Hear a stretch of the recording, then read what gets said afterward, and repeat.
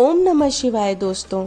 84 महादेव की कथा के क्रम में आज हम सुनेंगे 16 व 81/84 की कथा। तो 81/84 की कथा इस प्रकार है। कान्यकुब्ज नगर में एक कन्या थी जिसका नाम था पिंगला। वह अत्यंत सुंदर थी। पिता विपेंद्र पिंगल धर्म व वेद के ज्ञाता थे। जब उनकी पत्नी मृत्यु को प्राप्त हो गई, विपेंद्र घर छोड़कर बेटी का भी रक्षण करने लगा। एक दिन विपेंद्र की भी मृत्यु हो गई। पिता की मृत्यु से पिंगला दुखी हो गई और रोदन करने लगी। धर्मराज ब्राह्मण का रूप लेकर आए और उसे बताया कि यह दुख तुम्हें पिछले जन्म के कर्म के कारण मिल रहा है।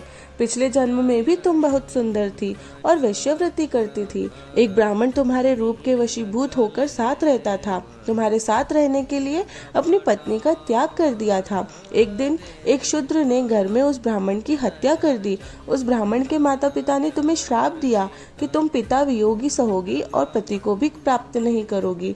पिंगला ने उनसे पूछा कि वह ब्राह्मण जन्म में कैसे हुई। धर्मराज ने बताया कि एक बार वासना से पीड़ित एक ब्राह्मण को राजा ने बंधक बना लिया।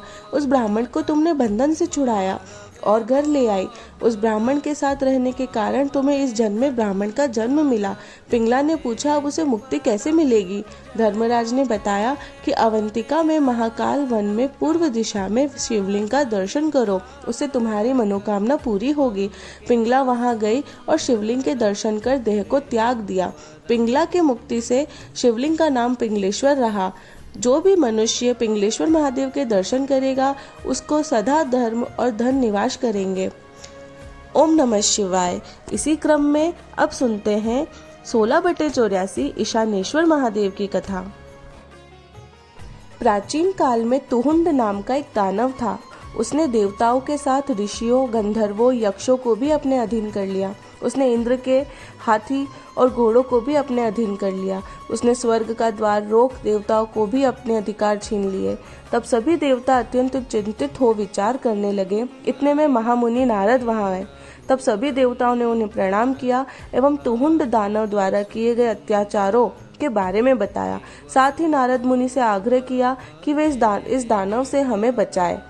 तब नारद मुनि ने ध्यान किया, कहा कि आप सभी महाकाल वन जाएं और वहां ईशानेश्वर नामक स्थान पर स्थित दिव्य लिंग का पूजन करें। नारद मुनि के वचन सुन सभी देवता वहां गए। सभी देवताओं ने पूरे भक्ति भाव से शिव की स्तुति की। तब उस लिंग में से धुआं निकलने लगा और फिर एक भीषण ज्वाला प्रकट हुई। उस ज्वाला ने मुंडासुर के पुत्र तुहुंड को उसकी सेना सहित भस्म कर दिया। इसी प्रकार तुहुंड के समाप्त होने के पश्चात सभी देवताओं को अपना स्थान व अपने अधिकार मिले।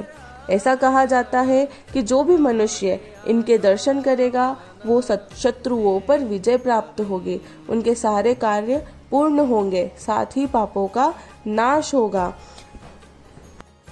बोलो ईशानेश्वर महादेव की जय।